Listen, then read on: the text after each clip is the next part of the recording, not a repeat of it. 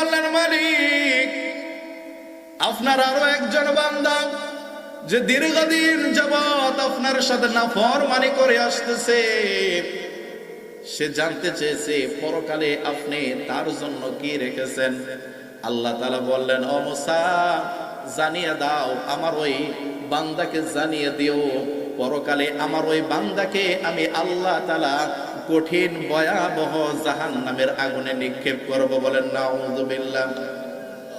আল্লাহর পয়গম্বর মুসা আল্লাহ তাআলার সাথে কথা বলা শেষ করলেন।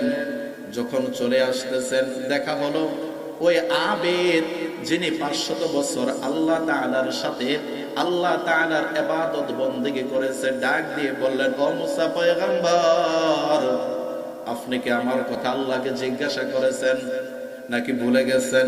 বললেন, না, জিজ্ঞাসা করেছি। আল্লাহ তাআলা কি বলেছেন?